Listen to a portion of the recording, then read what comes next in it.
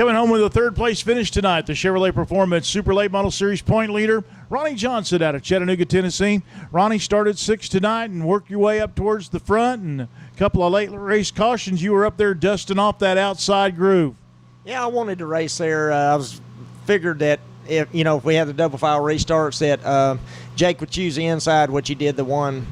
But we ran that last caution was in the last 10 laps, so we went single file. So we didn't get to try that. I got to sit back there and see a heck of a race. So, a heck of a race. I wasn't sure who won that one.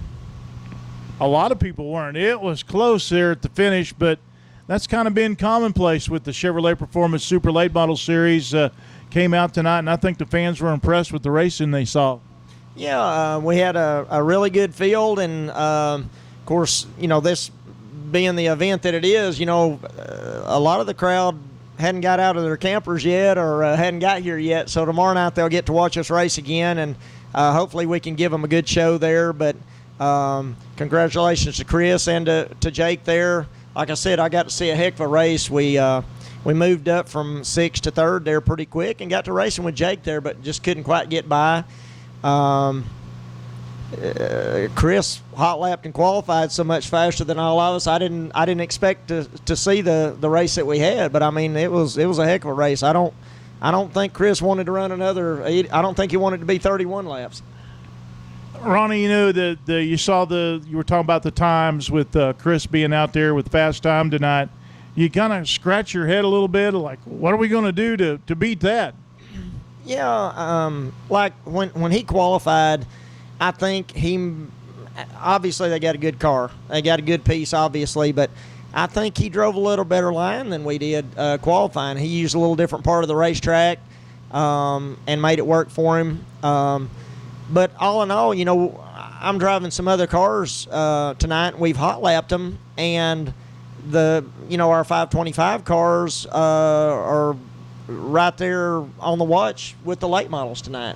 So, again, it's a great piece. The engine is pretty much trouble-free, makes good, reliable power, and like you said, it's starting to catch on with the racers, getting more and more of them out there. The racing's good, and so the fans will follow. What should we look for tomorrow night? 50 laps. Tonight was like a sprint race, 30 laps. 20 more laps tomorrow. You got a lot of race cars here in different divisions here at East Alabama Motor Speedway. What kind of racetrack do you think we're going to see tomorrow? It's hard to tell how it'll play out because we'll start out here in the morning, and it'll have a lot to do with whether the sun's out or if it's cloudy.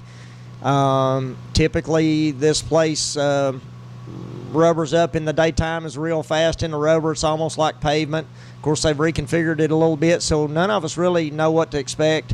Of course, our series doesn't run tomorrow during the day, but the reason I mentioned that, whatever happens tomorrow will have lingering effects on tomorrow night, depending on how much of a break they take and how much track prep that they do, which they usually do. So we had a pretty good car tonight, and I like the longer races, so I hope we have a similar track to what we had tonight, and we just need to work on it a little bit and try to make the right choices on setup and tires and behind the wheel. And we had a really good run tonight. Hopefully we can pick it up and get back in them top 2 spots that we've been in, so far this year. I'd love to win in front of this big crowd. There'll be a huge crowd here tomorrow, so I'd love to do that. Ronnie Johnson coming home 3rd tonight at East Alabama Motor Speedway. First of 2 nights for the Chevrolet Performance Super Late Model Series at the 36th Annual Alabama State Championship Races.